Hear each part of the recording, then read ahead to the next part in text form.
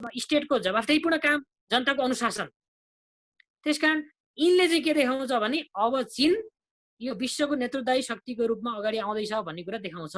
यद्यपि म अब यहाँ क्रिटिकल्ली के कुरा जान चाहन्छु भने अहिले यो ओल्डमा भइरहेको क्राइसिसलाई अब सबै मिलेर गरौँ, सबैले चाहिँ अलि यो मानवमाथिको सङ्कटलाई समाधान गर्न गरौँ, सल्भ गरौँ भन्ने हिसाबले अलि ओल्डको नेतृत्व गर्नुपर्ने हो नि। त्यसरी ओल्डकै नेतृत्व गर्ने गरी अब अमेरिका त फेलियर नै देखिसक्यो, किनभने चाहे डब्लुएचओमा अमेरिकाले गरेको फन्डिङलाई रोक्ने र विश्वको चाहिँ एउटा चाहिँ विश्व नागरिकहरूमाथि, विश्व समुदायमाथि अमेरिकाले रेस्पोन्सिबिलिटी निर्वाह गर्ने कुराबाट ऊ अलग थलग हुने कुरा, अथवा ऊ देशभित्रै पनि सङ्कटमा पर्ने कुरा र विश्वबाट अलग थलग हुने कुराले त विश्वको नेतृत्व गर्ने क्षमता अहिले अमेरिकासँग गुम्दैछ।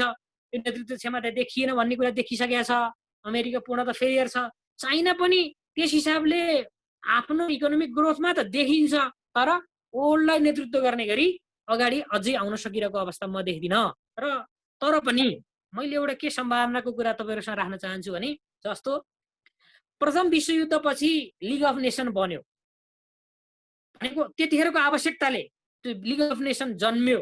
अब हामीलाई सबैलाई युनाइट गर्ने अलिक साझा हिसाबले काम गर्ने अर्गनाइजेसन जरुरी छ भन्ने हिसाबले केही समय काम गर्यो। पछि लिग अफ नेसनले काम गर्न सकेन, फेरि दोस्रो विश्वयुद्ध भयो। पहिलो विश्वयुद्धको गर्भमै दोस्रो विश्वयुद्ध चाहिँ पहिलो विश्वयुद्ध नसकिँदा नै खास गरी जर्मनीमाथि भएको केही चाहिँ पनिसमेन्टका कारणले गर्दा दोस्रो विश्वयुद्ध भएको साथीहरूलाई पनि थाहा छ।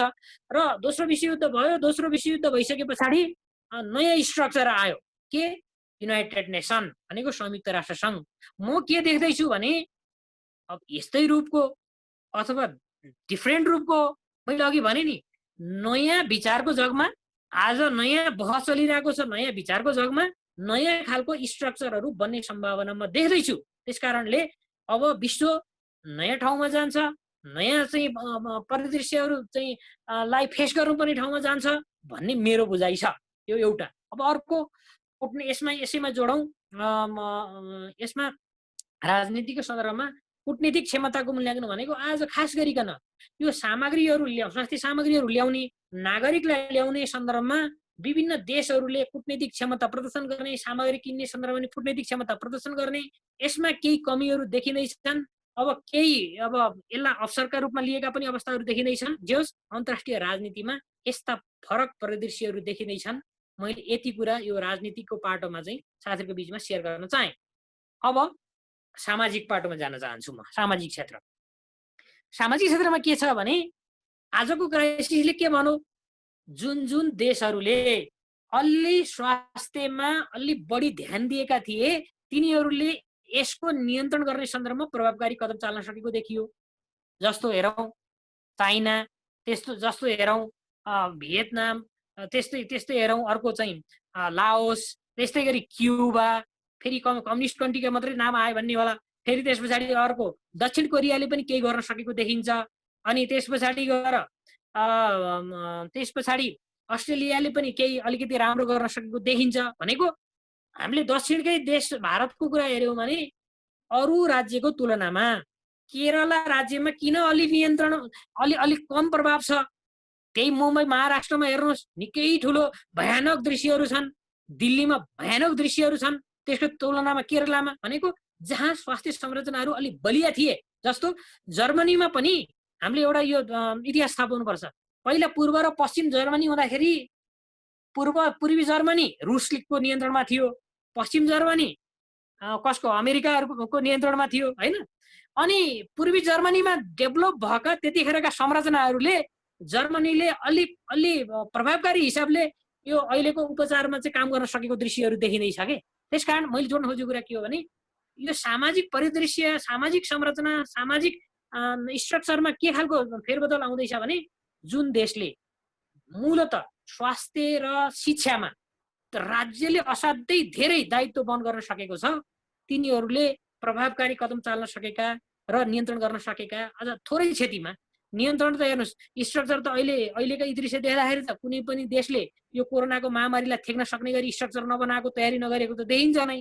तर कम्पेरेटिभली भन्न खोजेको मैले।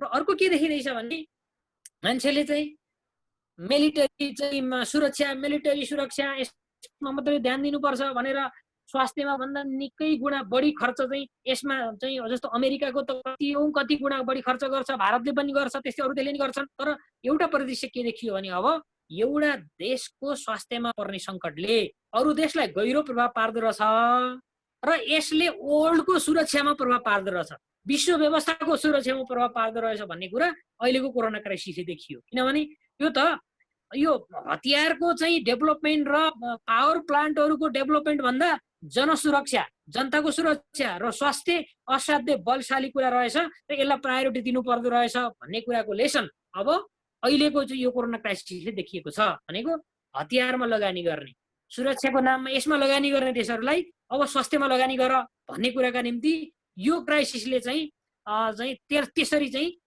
दिशानिर्देश गरेको छ भन्ने मलाई लाग्छ। एक अर्को सामाजिक क्षेत्रमा कस्तो प्रभाव परेको म देख्छु भने जस्तो शिक्षाको स्तरको मापनको सन्दर्भमा पनि पहिला भनिन्थ्यो नि अमेरिकनहरू धेरै शिक्षित, युरोपियनहरू धेरै शिक्षित। अहिलेको परिदृश्यले के बताउँदैछ भने अमेरिकन र युरोपियनहरू भन्दा एसियन कन्ट्रीहरूमा यो शिक्षित, अनुशासनपन, यो लकडाउनको पूर्ण परिपालनाको जुन ज्यादा हाइली रेट देखियो नि, यसले अब हिजोको परिदृश्य होइन है, अब शिक्षाको मापन, यो चाहिँ के भन्छ नि सिकाइको मापन, यो गुणस्तरको मापन नयाँ ढङ्गले गर्नुपर्छ भन्ने यो सामाजिक चेतना, सामाजिक परिदृश्यहरू देखिँदैछ भन्ने मलाई लाग्छ। किनभने जस्तो तपाईँले पनि हेर्नुभयो होला यो गुगल सर्च इन्जिनले एउटा सर्वेक्षण गरेको थियो, त्यसमा चाहिँ नेपाल र अमेरिकामा यो लकडाउनको परिपालनाको सन्दर्भमा कहाँनेरि अलि चाहिँ बढ्ता सचेत रहेछन् जनता भन्दा अमेरिकामा भन्दा नेपाली जनता कयौँ गुणा बढी चाहिँ सचेत देखिएको चाहिँ रिपोर्ट सायद तपाईँहरूले अलि दिन अगाडि चाहिँ एउटा मिडियामा पनि पढ्नुभयो होला। भनेको अब शिक्षाको मापन हिजोका ती परिदृश्यबाट होइन, जस्तो आज हेर्नुहोस् त यस्तो चाहिँ क्राइसिस छ, लाखौँ मान्छेहरू चाहिँ अमेरिकामा यो कोभिडबाट प्रभावित छन्, तर हतियार बोकेर मान्छे हामी चाहिँ यो चाहिँ लकडाउन खुलाउनु पर्छ भन्ने प्रदर्शन कहाँ हुन्छ? अमेरिकामा हुन्छ। ल हेर्नुहोस्, अनि त्यति मात्रै होइन, त्यसको पक्षमा को छन्?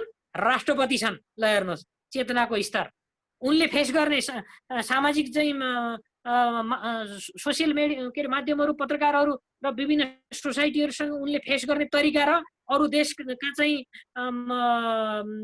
के भन्छ राज्य सञ्चालकहरूले फेस गर्ने तरिकामा पनि आकाश जमिनको फरक छ। मैले जोड्न खोजेको कुरा के हो भने हो अब यस्ता मानकहरूबाट शिक्षाको स्तरलाई निर्धारण गर्नुपर्छ भन्ने कुरा चाहिँ लाग्छ। अर्को भनेको नमस्ते संस्कार, योग अभ्यास, सामाजिक दूरीको परिपालना, खानपिन, सरसफाई, यसले पनि के हो भने नयाँ सामाजिक परिदृश्यहरू, परिवेशहरू निर्माण गर्दैछ।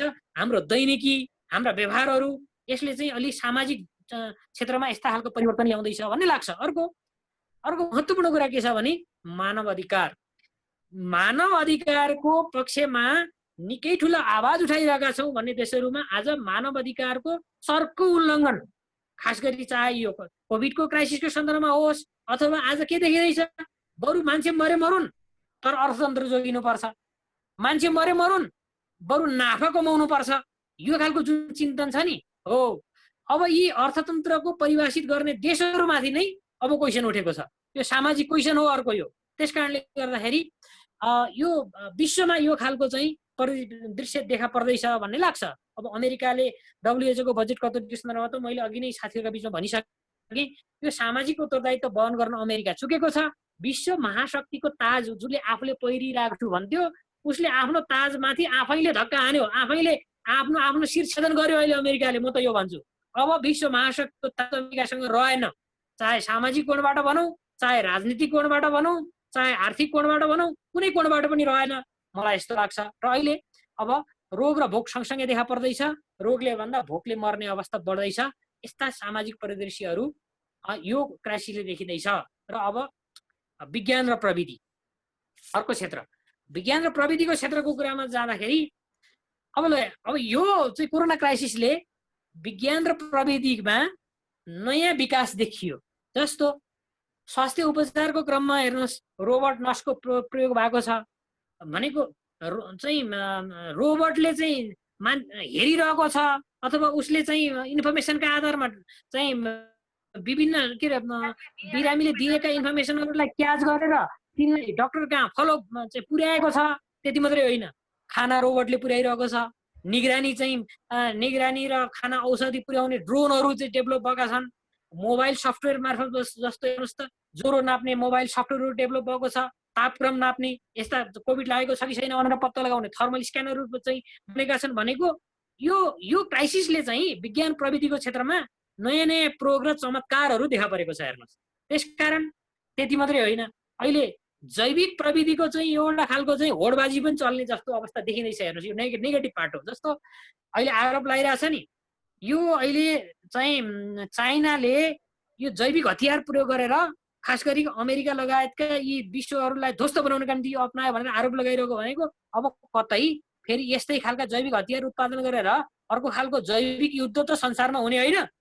एउटा खालको चाहिँ नयाँ त्रास पनि यसले चाहिँ जैविक प्रविधिको होडबाजीको नयाँ त्रास पनि यसले सिर्जना गर्दैछ। यो अर्को नेगेटिभ पार्ट हो जस्तो लाग्छ मलाई। त्यस्तै गरी अर्को जस्तो शिक्षामा प्रविधिको निकै ठुलो चाहिँ फड्को देखा पर्दैछ। जस्तो हेर्नुहोस् अनलाइन क्लास, हामी आजै अब यो यस्ता चाहिँ प्रशिक्षण त व्यवस्था हामीले अब यो अहिलेको क्राइसिस नभएको भए त हेटौँडै आएर अब अखिलको जिल्ला कमिटी अथवा मदन भण्डारी फाउन्डेसन अथवा युवा सङ्घ आयोजक भएर हामीले त्यही गर्थ्यौँ नि। तर आज यसरी प्रविधिको प्रयोग गरेर अनलाइन प्रशिक्षण, भर्चुअल क्लास, यो सानोमा मात्रै होइन, आज वर्ल्डका बैठकहरू हेर्नुहोस् त, डब्लुएनओको सभा, अब आजै दुईटा कम्युनिस्ट पार्टी भनेको नेपाल कम्युनिस्ट पार्टी र चिनिया कम्युनिस्ट पार्टीको बिचमा भर्चुअल बैठक भनेका ठुल्ठुला खालका सेमिनार भेला। अब यसले एउटा अर्को त फेरि सुरक्षा खतरा पनि देखाउँदैछ हेर्नुहोस्। किनभने अब यसले सेक्युरिटी क्राइसिस भन्छ क्या होइन, भनेको इन्फर्मेसनहरू अब यसले क्याप्चर गरिदिने र त्यो इन्फर्मेसनहरू क्याप्चर गरिसकेपछि त्यसबाट सुरक्षा खतरा। जस्तो मैले एउटा मात्रै कुरा यहाँ साथीहरूलाई सेयर गरौँ, 5G प्रविधि जुन हुवावेले डेभलप गर्यो नि, यो हुवावेले डेभलप गरेको 5G प्रविधिमाथि अमेरिका किन यति चाहिँ रुष्ट भयो, अमेरिकाले चाहिँ किन खेदो खन्यो भन्ने सन्दर्भमा दुईटा कुरा छ क्या। एउटा, प्रविधिमा चीनले अमेरिकालाई उछिन्यो भन्ने चिन्ता हो हेर्नुहोस् एउटा। अर्को भनेको मैले यो अहिलेको भन्दा फरक कुरा है मैले जस मात्रै जोड्न खोजेको, अर्को के रहेछ भन्नुहुन्छ भने नि, यो 5G प्रविधिमा जो पर्सनल डाटाहरू हुन्छ नि, किनकि त्यसले त प्रत्येक मान्छेका प्रत्येक डाटाहरू चाहिँ अब त्यसले त रेकर्ड गर्ने भयो। मान्छे कहाँ जान्छ, मान्छे कोसँग भेट्छ देखिबाट लिएर उसले के डाटाहरू स्टोर गर्छ, मोबाइल मार्फत कसलाई मेल गर्यो अथवा चाहिँ उसले कोसँग सम्पर्क गर्यो, सबै कुराहरू त डाटा चाहिँ रेकर्डेड भएर बस्ने भयो। यतिसम्म कि त्यो प्रविधिले तपाईँ हामी जबमा छौँ, कहीँ काम गर्न गइरहेछौँ, सिस्टम डेभलप गर्यो, घरमा वासिङ मेसिन छ भने त्यो टाइमर र त्यो सिस्टम फिट गरिसकेपछि उहीँबाट अब म हिँड्ने भएँ, घर पुग्दा 45 मिनट लाग्छ, त्यस कारण म यहाँबाट मेसिन चलाउँछु भन्यो भने उहीँबाट मेसिन चलाइदियो, मेसिन चलिरहेको हुन्छ, घर आउँदा चाहिँ वासिङ मेसिनले कपडा धोएको र ठिक्क परेको हुन्छ, अनि कपडा सुकाइदिनु भनेको यस्तो नयाँ खालको टेक्नोलोजी सहितको 5G छ। यो 5औं जेनेरेसनको चाहिँ टेक्नोलोजी होइन। यसमा अमेरिकाले खास गरी किन चाहिँ यो कुरामा एटेक गरेको भने हाम्रो पर्सनल सेक्युरिटी भनेको हाम्रो पर्सनल डाटाहरू अब चाइनामा निर्मित कम्पनीका हातमा जाने भयो, अनि यी सबै चाइनाले प्रयोग गर्ने भयो। त्यसो हुँदा हामीलाई सेक्युरिटी थ्रेट हुन्छ भनेको कुरा हो कि। मैले यहाँ जोड्न खोजेको कुरा के हो भने अब अहिले भर्चुअल बैठकहरू त भइरहेछन्, यी सबै चाहिँ छलफल त भएको छन्, कतै यी छलफलहरू कतै यी सबै कुराहरू चाहिँ त्यो ट्याप भएर जस्तो चाहिँ अब कुनै निश्चित चाहिँ संरचनाको हातमा त पुगेको छैन। एउटा क्राइसिस चाहिँ छ है फेरि हेर्नुहोस्। जस्तो हामी नेपाली छौँ नि, के अरे हाम्रा यी जो सम्पूर्ण खालका इन्टरनेटका संरचनाहरू छन् नि, सबै भारतबाट चाहिँ हामीले लिएको हेर्नुहोस्। भारतले चाहँदा हामीलाई चाहिँ 1 मिनेटमा यी सबै संरचनामाथि कन्ट्रोल गरिदिन सक्छ। यस्तो छ हेर्नुहोस् हाम्रो सेक्युरिटी, हाम्रो चाहिँ साइबर सेक्युरिटी, हाम्रा चाहिँ डाटाहरूको पर्सनल सेक्युरिटी यस्तो अवस्था छ। मैले जोड्न खोजेको कुरा के हो भने अब यस्ता विज्ञान तथा प्रविधिका प्रयोगमा चाहिँ यसले प्रेरित गरेको छ। यद्यपि क्वेसनहरू उठेका छन्। अब अन्तिममा म जान चाहन्छु अनि त्यसपछि हामी छलफल गरौँला। जस्तो अहिलेको यो क्राइसिसले अब शान्तिमा पनि एक खालको चाहिँ केही प्रश्नहरू खडा गरेको छ, राजनीतिक स्थिरतामा पनि प्रश्न खडा गरेको छ, सुरक्षामा मैले अघि नै भने भोकमरी, पर्यटन क्षेत्र, लगानीमा त्यस्तै खालको चुनौती छ, आपूर्तिमा गहिरो खालको असर परेको छ। त्यस्तै गरी खाद्य सङ्कट, अब आर्थिक सङ्कट सँगसँगै पर्ने अवस्था देखिँदैछ। खास गरी अहिले त के चल्दैछ भने आर्थिक सङ्कट, खास गरी अब यो धनी देशहरूले गरिब देशलाई कसरी सहयोग गर्छन्, अब यो धनी देशहरूले गरिब देशहरूलाई के लगानी गरिरहेछन्, उनीहरूले त्यो लगानी गरेको अथवा सहुलियतपूर्ण ऋण दिएको कुरालाई पनि अहिले चाहिँ यो खास गरिकन गरिब देशहरूले ऋण तिर्न नसक्ने अवस्था छ। त्यसकारण अहिले यो मिना गर्नुपर्छ, भर्षक ऋण मिना गर्नुपर्छ, नभए पनि 1-2 वर्षका निम्ति यो ब्याज लिने अथवा चाहिँ अनुदान तिर्ने किस्ताबन्दीको कुरा मिना गर्नुपर्छ। यस्ता बहसहरू चल्दैछन् भनेको थुप्रै दृश्य अदृश्य र चाहिँ थुप्रै अनिश्चितताहरू देखा पर्दैछन्। यो सँगसँगै वैश्विक राजनीतिमा चाहिँ एउटा चाहिँ छुट्टै बदलावहरू देखा पर्दैछ। त्यसै गरी सुरक्षा क्षेत्रमा चाहिँ सुरक्षा सङ्कट, स्वास्थ्य सङ्कट, स्वास्थ्य क्षेत्रमा चाहिँ अघि नै मैले भनेको सुरक्षा थ्रेट को एउटा पाटो स्वास्थ्यको थ्रेट हो र मिलिटरी थ्रेट भन्दा सुरक्षा थ्रेट चाहिँ अलि प्रभावी हुँदो रहेछ र यसलाई ट्रिट गर्नु पर्दो रहेछ भन्ने अहिलेको परिदृश्यले देखा पर्दैछ। त्यस्तै गरी अब विश्वमा चाहिँ कुन व्यवस्था अथवा कुन प्रणाली सबैभन्दा प्रभावी हुने भन्ने कुराको बहस चल्ने सम्भावना देखिँदैछ। जस्तो नव उदारवाद कि एसियाली मूल्यमा आधारित अनुशासित समाजवाद अबको विश्व व्यवस्था हो भन्ने कुराको बहस चल्ने सम्भावनाहरू देखा पर्दैछ। त्यस्तै गरी अहिलेको यो परिदृश्यले जलवायु परिवर्तनका केही, जस्तो चाहिँ अहिलेको यो अब पेट्रोलको डिजेलको कम उपयोग र एकदम यो चाहिँ अलि स्वच्छ वातावरण भएको विषय हिसाबले गर्दाखेरि अब जलवायु परिवर्तनका केही नयाँ परिदृश्यहरू पनि देखा पर्दैछन्। यस्ता कुराहरूले गर्दाखेरि अहिले यो कोरोना महाव्याधिले विश्वलाई नयाँ परिदृश्यमा पुर्याउँदैछ र नयाँ विचार जन्माउने र नयाँ व्यवस्थामा उत्प्रेरित गर्दैछ भन्ने लाग्छ। र अन्तिममा म के जोड दिन चाहन्छु भने मूलत अहिले एउटा मात्रै अब कुरा जोड्न चाहन्छु। अहिले संसारको सबभन्दा धनी मानिस भनेको अमेजनको संस्थापक जेफ बेजोस भन्ने मान्छे हो। उसको सम्पत्ति अहिले पनि यो अरबौं वृद्धि भइरहेछ। तर एकातिर उसको सम्पत्ति अरबौं वृद्धि हुने, अर्कोतिर दिनदिनै प्रत्येक दिन मानिसहरू खान नपाएर मर्ने।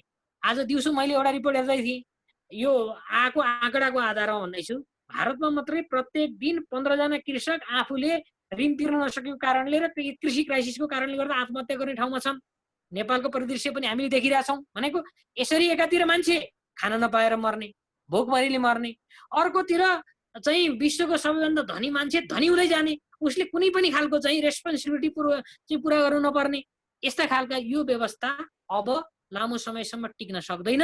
मूलत कोरोना क्राइसिसले, कोरोना महाव्याधिले यो नव उदारवादी पुँजीवादी व्यवस्थामा सुरुकै भन्न चाहन्छु, यसमाथि ठुलो क्वेसन, ठुलो सङ्कट खडा गर्दैछ र नयाँ विश्व व्यवस्थामा जाँदैछ भन्ने मलाई लागेका यति कुरा। म अब नेपालमा केन्द्रित भइन, खास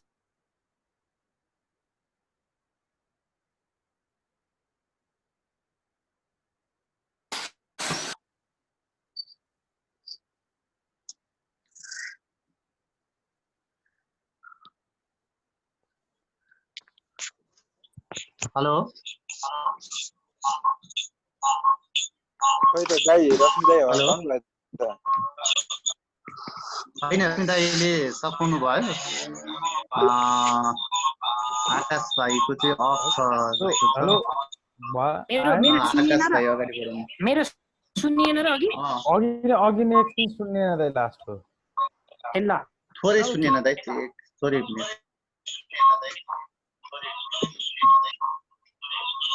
दाइ। हजुरले विषयवस्तु सबैजनाले म्युट गरौँ न प्लिज। सन्तोष दाइ क्यारी होइन, धेरै धन्यवाद छ दाइ। हाम्रो प्रोग्रेसिभ रिडर ग्रुपको तर्फबाट यो चाहिँ अहिले हामीले युवा सङ्घ मदन भण्डारी, अनुराग सुविका साथीहरू सहित चाहिँ यसलाई चाहिँ एउटा वैचारिक राजनीतिक क्वेसन गर्ने एउटा मञ्चको रूपमा प्रयोग गरौँ र साझा प्लेटफर्मको रूपमा चाहिँ विकास गरौँ भनेर हामीले यो सञ्चालन गरिरहेको छौँ। दाइले आज हामीलाई दिनुभएको समयको लागि हामी धेरै धेरै आभारी छौँ। अब हामी चाहिँ यहाँ प्रश्न लिने भनेको खासै धेरै अब यो अलिकति विषय पनि अन्तर्राष्ट्रिय राजनीतिको र विशेष गरी यो महामारीले अन्तर्राष्ट्रिय व्यवस्थामा पारेको प्रभावको विषयमा भएको कारणले गर्दा मलाई लाग्छ धेरै साथीहरू अलिकति चाहिँ विषयवस्तुको त्यो गहिराईलाई अलिकति पक्रन पनि पहिलो पटक यस्ता विषयवस्तुहरू उहाँले प्राप्त गर्नुभएको पनि हुनसक्छ, त्यो भएर होला। तर मेरो एउटा जिज्ञासा चाहिँ त्यसपछि आकाश भाइले चाहिँ निरजजी हाम्रो कार्यक्रमको संयोजकज्यूलाई चाहिँ धन्यवाद ज्ञापन र यो कार्यक्रमको चाहिँ गर्नुहुन्छ। धेरै यहाँ केही पनि नआएको कारणले गर्दा सुनिरहनु भएको छ साथीहरूले? मेरो चाहिँ अब दाइसँग चाहिँ जोडिएको प्रश्न चाहिँ के छ भने, दाइले अघि जुन विषयवस्तु राख्नुभयो त्यसमा मेरो एउटा सानो प्रश्न चाहिँ के छ भने, जस्तो यो ग्लोबलाइजेसनको चाहिँ जुन छ अब लहर जुन चलिरहेको थियो त्यसमा चाहिँ अब यो महामारीले एउटा चाहिँ प्रभाव चाहिँ पारेको छ। सँगै के देखिन्छ भने जस्तो यो राष्ट्रवादको पनि चाहिँ सँगसँगै उदय भएको चाहिँ देखिन्छ। डोनाल्ड ट्रम्पको उदय हेरौँ अथवा नरेन्द्र मोदीको अथवा यो यसमा चाहिँ अब यो दुईटा कुरा अहिले यो ग्लोबलाइजेसन भएको छ भने कोरोनाले चाहिँ अब नियन्त्रित राज्य व्यवस्था भएको ठाउँमा अलिकति यसलाई चाहिँ कन्ट्रोल गर्न अलिकति सफल भएको, जस्तो चीन, क्युबा, भारतमै पनि केरला राज्यले चाहिँ एकदमै राम्रो चाहिँ त्यहाँ गरेको, भियतनामको कुरा अहिले पछिल्लो समय भियतनामले धेरै राम्रो चाहिँ गरेको कुराहरू छन्। त्यसले चाहिँ अब यो विश्व व्यवस्था अब ग्लोबलाइजेसन एकातिर पश्चिमा देशहरू चाहिँ ग्लोबलाइजेसनलाई अगाडि बढाउने त्यो ढङ्गले उदारवादको त्यो होइन त्यही खालको संरचना छ। अर्कोतिर चाहिँ अहिलेको महामारीले चाहिँ हामीलाई फेरि अलिकति राज्य व्यवस्था र अझ राष्ट्रवादलाई चाहिँ सही हो भन्ने हिसाबले चाहिँ लैजाने सम्भावना पनि देखिन्छ। यसबारे चाहिँ मैले अलिकति दाइको चाहिँ अब यही विषयमा पिएचडी पनि गर्नुभएको कारणले गर्दा यो नेसनलिजम र यो ग्लोबलाइजेसनको चाहिँ कस्तो खालको कनेक्सन र त्यसले चाहिँ के प्रभाव पार्न सक्छ जस्तो कन्ट्राडिक्सनै देखियो भन्ने मेरो चाहिँ बुझाइ हो। यो चाहिँ कसरी जाला भन्ने चाहिँ सानो जिज्ञासा हो। अब दाइले यो विषयमा त्यस पछाडि हामी अगाडि बढ्छौँ। अरू साथीहरूको केही छ कि प्रश्न अथवा अब यो अरू साथीहरूको केही छ भने? भरसक्दो मैले विषयवस्तुलाई सिम्पल बनाएर नै प्रस्तुत गर्ने कोसिस गरेको छु होइन। केही छ कि अरू? हजुर, हाम्रो अन्डासुवीका चाहिँ नेता, हाम्रो अन्डासुवीको मकनपुरका नेता श्रवण बर्तोलाजीले पनि मेरो प्रश्न छ भन्नुभएको छ। नवीन भाइ श्रवण बर्तोलाजीलाई नि चाहिँ दिनु होला, अनम्युट गरिदिनु न।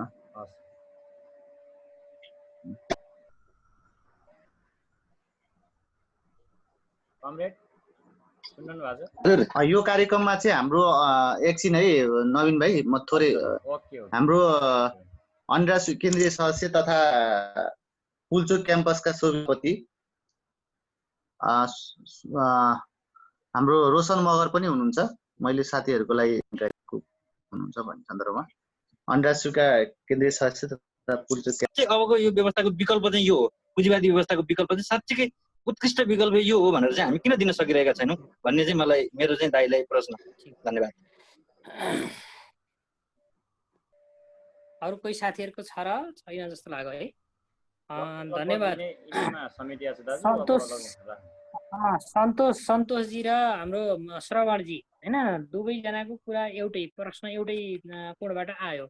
मैले त्यति बेला भन्ने बेलामा पनि अब अहिलेको यो चाहिँ कोरोना क्राइसिसले मूलत नव उदारवादी पुँजीवादी अर्थव्यवस्था यसको जुन इकोनोमिक ग्लोबलाइजेसन रूप थियो, मैले अलिकति ग्लोबलाइजेसनका रूप पनि केही भने र यसले जुन खालको शोषण अझ यसमा गहिरो गरी जानुहुन्छ भने त अब यो उत्तर र दक्षिण भन्ने कुराको सम्बन्ध सायद अब त्यहाँ यो पोलिटिकल साइन्ससँग सम्बन्धित टर्म्स हो। यो उत्तर र दक्षिण भनेको चाहिँ उत्तरतिरका देशहरू, उत्तर भन्नेले चाहिँ अलि धनी सम्पन्न देशहरू, दक्षिण भन्नेले चाहिँ गरिब देशहरू भन्ने अर्थ लाग्छ होइन। र यो उत्तर र दक्षिण बीचको खाडल असाध्यै गहिरो बढ्दै गएको हिजोको परिदृश्य। तर आज चाहिँ अब के चाहिँ देखिँदैछ भने आज पनि विभिन्न रूपमा यो उत्तरले दक्षिणमाथि शोषण गर्ने, अझ साथीले भन्दा यो तेस्रो विश्वका देशहरूका चाहिँ विभिन्न स्रोत साधनहरूमाथिको चाहिँ शोषणको कुरा, यी के हो भने इकोनोमिक ग्लोबलाइजेसनका चाहिँ विभिन्न रूपहरूबाट यी शोषण, उत्पीडन, दमन जुन भइरहेका थिए, अब अहिलेको यो कोरोना क्राइसिसले यसलाई एकदम विस्फोटक रूपमा प्रकट गरिदियो। भनेको चाहिँ हिजो चाहिँ यो पुँजीवादी अर्थव्यवस्थाभित्र हुर्किँदै गएका नकारात्मक पाटाहरूलाई अहिले विस्फोटनको रूपमा चाहिँ प्रकट गरिदिया छ।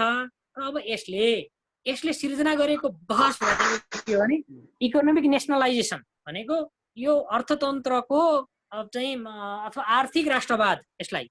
अब यसलाई अर्को रूपमा भन्दाखेरि संरक्षणवाद भनेको जस्तो हेर्नुहोस् न, अमेरिकाले अब यसलाई एउटा उदाहरणको रूपमा लिउँ है, WTO-मा गरेको लगानीलाई फिर्ता ल्याएर आफ्ना देशमा मात्रै सीमित गर्न खोजेको कुरा एक प्रकारको राष्ट्रवादको एउटा रूप हो भन्छन् केही मान्छेहरूले। किनभने अमेरिकाले चाहिँ अरू देशका नागरिकलाई किन गर्ने, आफ्नै देशका नागरिक जोगाउने प्रधान कुरा हो नि, त्यस कारण यो कोणबाट चाहिँ यो कुरा ठिक गरेको भन्ने बहस पनि छ के। जस्तो त्यति मात्रै होइन, जस्तो यहाँनिर के देखिँदैछ भने अहिले जस्तो सामग्रीहरू, स्वास्थ्य सामग्री, औषधिहरू विभिन्न देशहरूले उत्पादन गरेका छन् नि। जस्तो भारतले पनि उत्पादन गरेका विभिन्न औषधिहरू पहिला भारतका निम्ति चाहिने औषधि चाहिँ सुरक्षित गर, त्यसपछि मात्रै बल्ल विश्वलाई चाहिने औषधि चाहिँ पठाऊ भन्ने नीति लियो के। अरू देशहरूले पनि त्यही नीति लियो भनेको पहिला आफ्नो देश फर्स्ट, आफ्नो देश फर्स्ट, आफ्नो अर्थतन्त्र, त्यसपछि मात्रै बल्ल अरू भनेको पहिला आफ्नो भित्रको कुरालाई संरक्षण। अब यसका चाहिँ त विभिन्न रूपहरू हुन सक्छन्। हेर्नुहोस्, इकोनोमिक नेसनलाइजेसनका भनेको अब मलाई फेरि के लाग्छ भने नि, यो अब हामी एउटा बहसमा छौँ, इकोनोमिक चाहिँ ग्लोबलाइजेसनको सम्पूर्ण रूप नै ध्वस्त होला त अहिलेको चाहिँ यो क्राइसिसको कारणले, प्रश्न चाहिँ छ। यो सम्पूर्ण रूप त्यसरी ध्वस्त नहुन सक्छ। अहिले के छ भने नि, चाहे पुँजीवादी देश भन्नुहोस् चाहे समाजवादी देश भन्नुहोस्, हामीले मानेको त चीनलाई एउटा समाजवादी देश भन्छौँ नि, तर उसको चाहिँ अर्थतन्त्र भनेको मार्केट बेस अर्थतन्त्र नै हो। अनि हेर्नुहोस्, अघि मैले किन त्यो चीनको उदाहरण र आइफोनको उदाहरण दिन खोजेको भने आज चीनले पनि अमेरिकासँग मिलेर व्यापार गरिरहेछ। चीनले पनि जर्मनी, जापान, दक्षिण कोरिया अनि त्यस पछाडि अस्ट्रेलियासँगै मिलेर व्यापार गरिरहेछ। चीन र भारतले पनि एकासँग मिलेर व्यापार गरिरहेछन्। ल हेर्नुहोस् है, भनेको चाहिँ यो अर्थतन्त्र चाहिँ कसरी बनिरहेछ भने एक आपसमा अन्तर्निर्भर भएर, एक आपसमा भनेको चाहिँ अर्थतन्त्रलाई चाहिँ सबैले चाहिँ त्यसको चाहिँ बेनिफिट लिने गरी यस्तो स्ट्रक्चरमा छ। अब यस्तो स्ट्रक्चर लिएर के देशमा मात्रै सीमित होला त, अथवा चाहिँ चाइना आफ्नो देशमा मात्रै, अमेरिका आफ्नो देशमा मात्रै, अथवा चाहिँ त्यस पछाडि गएर भारत आफ्नो देशमा मात्रै, अथवा फ्रान्स युके आफ्नो देशमा मात्रै, रसिया आफ्नो देशमा मात्रै, यसरी सीमित होला नि त। हिजोको यस्तो चाहिँ स्ट्रक्चरबाट टोटल्ली ब्याक होला नि त, क्वेसन चाहिँ छ। अब कसरी ब्याक होलान्, कसरी ती सम्पूर्ण स्ट्रक्चरहरू फेल होलान्, अथवा फेल होलान् अथवा नहोलान्, अथवा नयाँ रूपमा आउला। के नयाँ रूपमा आउनु भनेको त्यो ठ्याक्कै इकोनोमिक नेसनलाइजेसनको रूपमा मात्रै आउन सक्छ त भन्दा नआउन पनि सक्छ। यो केवल पूर्वानुमान मात्रै हो है। टोटल्ली अब निश्चित मान्छेहरूसँग भएको सम्पत्ति अब एकैचोटि ती नभएका चाहिँ अथवा गरिब सर्वा र श्रमजीवी अथवा चाहिँ भन्नुहुन्छ भने यो ह्याप्स र ह्याभनट्स बिचको चाहिँ डिफरेन्सेस कम गर्ने गरी आउन सक्छ त भन्दा नआउन पनि सक्छ। यद्यपि अहिलेको यो क्राइसिसले एउटा बहस सिर्जना गरेको छ भन्ने कुरा हो। अब यो कसरी जान्छ, कसरी रिफर्म हुन्छ, जस्तो अब इकोनोमिक नेसनलाइजेसनको सन्दर्भमा पनि अब हाम्रो देशमा विभिन्न खालका नीतिहरू अगाडि सर्न सक्छन्। भनेको अब आयातका विकल्पहरूलाई घटाउँदै जाने, निर्यातका विकल्पहरू खोज्दै जाने हुन् त अर्कोले पनि निर्यात रोक्छ, फेरि रोक्दा रोक्दै भनेको आत्मनिर्भर अर्थतन्त्रको विकासमा हैन विभिन्न देशहरूले आफ्ना स्टेपहरू चाल्न सक्छन्। फेरि एउटा कुरा सत्य छ है, फेरि हिजोको ओल्ड अबको ओल्ड फेरि इन्डिपेन्डेन्स भनेको एक अर्कामा अन्तर्निर्भर नै ओल्ड हो। भनेको सबै देशले सबै देशलाई आफूलाई चाहिने सामग्री उत्पादन गर्न सक्दैनन्, यो कुरा सत्य हो। फेरि हेर्नुहोस्, भनेको केही सामग्री कुनै देशबाट केही सामग्री कुनै देशबाट चाहिँ आयात निर्यात नगरिकन त चल्न सक्ने अवस्था त देखिँदैन। यद्यपि आफ्नो देशको अर्थतन्त्र डेभलपमा, जस्तो हामीले हाम्रो अर्थतन्त्र चाहिँ इकोनोमिक नेसनलाइजेसनको रूपमा हाम्रो कृषिलाई हैन, हाम्रो चाहिँ अब यहाँका चाहिँ स्थानीय रैथाने कला, हाम्रो चाहिँ विदेशीको जनशक्तिलाई ल्याएर त्यसलाई उचित चाहिँ योजनासहित चाहिँ श्रममा इन्भल्भ गराउने कुरालाई, त्यसको जगमा शिक्षाको रिस्ट्रक्चर गर्ने कुरालाई, अब कृषिको रिस्ट्रक्चर गर्ने कुरालाई, अब त्यस पछाडि गएर यो पर्यटनका विभिन्न अप्सनहरू अब अप्सनहरूलाई अवलम्बन गर्ने कुराको सन्दर्भमा भनेको अब अहिले मैले ठ्याक्कै यही रूपमा यसरी नै इकोनोमिक नेसनलाइजेसनको चाहिँ धारणा अगाडि बढ्न सक्छ भन्ने अवस्थामा चाहिँ छैन, किनकि यो डिबेटको विषय नै हो। अब भनेको आगमनलाई कति रोक्न सक्छ नेसनलले, आफूसँग भएका स्रोतहरूलाई कति चाहिँ उपयोग गर्न सक्छ। अझ यहाँ त कतिसम्म छ बहस चल्दैछ भने अस्ति भर्खर एउटा बहसमा सहभागी थिएँ, यदि देशमा आर्थिक सङ्कट भयो, अब जस्तै मान्नु न हाम्रो देशमा त अब रेमिटेन्स एउटा चाहिँ आधार हो, अब अर्थतन्त्र अर्को आधार हो, सेवा क्षेत्र अर्को आधार हो, अब कन्स्ट्रक्सन अर्को आधार हो। अब बिस्तारै यी चाहिँ आम्दानीका स्रोतहरू घट्दै गयो भने चाहिँ अर्थतन्त्र निर्माणका क्षेत्रहरू के हुन् त? यस्तै अरू देशहरूका अर्थतन्त्र निर्माणका क्षेत्र के हुन् त भन्दा अब यस्तो क्राइसिसमा राष्ट्र ब्याङ्कले केही चाहिँ रकम चाहिँ पैसा छाप्न पर्छ जसले चाहिँ अर्थतन्त्रमा भयङ्कर ठुलो उतार चढाव ल्याउन नसकोस्, र त्यसलाई चाहिँ देशमा एक तहले सर्कुलेट गर्नुपर्छ र अनि आफ्नो देशको इकोनोमीलाई सस्टेन गरिसके पछाडि अनि यसले चाहिँ यसको फेरि थोरै चाहिँ नयाँ चाहिँ कन्ट्रोलको नीति लिनुपर्छ भन्ने बहस पनि चल्दैछ। भनेको देशको अर्थतन्त्रलाई चाहिँ डामाडोल अवस्थामा जान नदिनका निम्ति भनेको त्यस्तै गरी देशभित्र जस्तो विभिन्न हिसाबले चाहिँ अब आम्दानी गरिरहेका तर करको दायरामा नआएका अथवा राज्यलाई चाहिँ धेरै त्यस हिसाबले सहयोग नगरेकाहरूसँग अलि करको दायरा बढाएर लिनुपर्छ भन्ने पनि भनेको त्यही रूपमा अथवा ठ्याक्कै यही रूपमा यसको रूप जान सक्छ भन्ने भन्दा पनि अब इकोनोमिक नेसनलाइजेसनको बहस अथवा संरक्षणवादी बहस विश्वभरि चलेको छ। केही रूपहरू देखा परेका छन्, यसका चाहिँ विकसित रूपहरू देखा पर्दै जानेछन् र यसले हरेक राष्ट्रहरूले आफूलाई अब यो क्राइसिसमा कसरी उभ्याउने, कसरी जनताका चाहिँ चाहनाहरूलाई फुलफिल गर्ने भन्ने कुरामा अभ्यासमा जुट्नेछन्। अब स्थानीय भनेको घरेलु उपायहरू खोजी गर्नेछन्। जस्तो हाम्रो यहाँ चलिरहेछ नि बहस, कृषिमा अथवा चाहिँ अरू चाहिँ श्रममा चाहिँ जनशक्तिलाई नयाँ ढङ्गले लगाउनु पर्छ भन्ने कुराको जुन बहस चलिरहेछ नि, भनेको घरेलु उपायहरूका खोजी हुनेछन् भन्ने नै लाग्छ। अब यसको त यो बृहत विषय छ, अब यसमा चाहिँ अब पछि अरू चाहिँ सन्दर्भहरूमा पनि जाउँला। तर अब जे होस्, हिजोको जस्तै चाहिँ त्यो चाहिँ नव उदारवादी अर्थतन्त्रको स्वरूप रहँदैन। ठ्याक्कै चेन्ज हुन्छ त भन्दा पुरै चेन्ज नहुन पनि सक्छ, तर रिफर्म भएर नयाँ स्ट्रक्चरमा चाहिँ आउन अनिवार्य छ। खास गरिकन मेरो यति चाहिँ कन्क्लुड साथीहरूको बिचमा राख्न चाहन्छु। Thank you.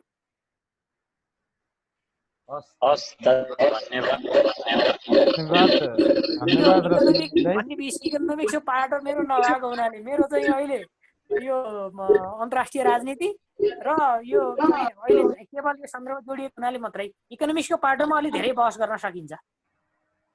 त्यही त। हस्, धन्यवाद दाइ। अब यहाँ एउटा प्रश्न चाहिँ भीम भण्डारी भैरवाबाट रहेछ, यो छोटोमा दाइले चाहिँ दिनु होला। नमस्कार कमरेड, क्षेत्रीय शक्तिमा पनि बदलाव आउँदैछ भन्नुभयो, राजनीतिमा त्यस्तै अन्रासुईमा भने कस्तो बदलाव आइरहेको छ त भन्ने एउटा जिज्ञासा क्वेसन गर्नुभएछ। अब यहाँ युवा सङ्घको साथीहरू, मदन भण्डारी फाउन्डेसनको पार्टीको साथीहरू पनि हुनुहुन्छ। अब यो यतिमा मैले थोरै सेयर गरौँ। आजको दिनमा यो कोरोना क्राइसिसमा अन्रासुको भूमिका हामीले जति खेल्न पर्थ्यो, जति खेल्न सक्थ्यौँ र जति खेल्न आवश्यक छ र जुन हिसाबले हामीले अन्रासुलाई आम विद्यार्थीको बिचमा, आम जनताको बिचमा इस्टाब्लिस गर्नुपर्ने हो, त्यो तहमा हामीले पुर्याउन सकेका छैनौँ भन्ने मेरो बुझाइ छ। हेर्नुहोस्, जस्तो किनभने अन्रासुको जीवनसँग अभिन्न रूपले जोडिएका 3-4वटा विषय म छोटकरीमै राख्छु। एउटा शैक्षिक मुद्दा, मेन विषय, मेजर। आज स्कुलहरू बन्द छन्, विद्यार्थीहरू पढ्न पाइरहेका छैनन्, घर घरमा छन्। आज स्कुलहरू क्वारेन्टाइनमा बदलिएका छन्, परीक्षाहरू भइरहेका छैनन्। विभिन्न विश्वविद्यालयका र 11-12का त एसीको अब एउटा टुङ्गो लागे पनि हरेक तहका परीक्षाहरू अन्यलमा छन्। चलिरहेका क्लासहरू, चलिरहेका क्याम्पसले र विश्वविद्यालयले क्लास चलाइरहेका छौँ भनेका छन्, तर सबैको बिचमा त्यो क्लासको एक्सेस छैन। निकै ठुलो क्राइसिसमा, निकै ठुलो सङ्कटमा हाम्रो शिक्षा क्षेत्र छ। हेर्नुहोस्, यो सङ्कटमा भएको बेला अनेरासुबीले अथवा हामीले जुन हिसाबले इफेक्टिभ भूमिका खेल्नुपर्ने हो हामीले खेल्न सकेका छैनौँ है। म अहिले नेतृत्वमा अब अहिलेको यो रिस्ट्रक्चर भएको कमिटीमा भएको एउटा सदस्यको नाताले भन्दैछु। अर्को, जनजीविकाको मुद्दा अखिलको जीवनसँग जोडिएको असाध्यै महत्त्वपूर्ण मुद्दा हो। आज विद्यार्थी मात्रै होइन, आम अभिभावक, मजदुर, हरेक मान्छे एउटा क्राइसिसमा छ। यो बेलामा अनेरासुबीले कसरी भूमिका खेल्न सक्छ त? खेल्नु पर्थ्यो त?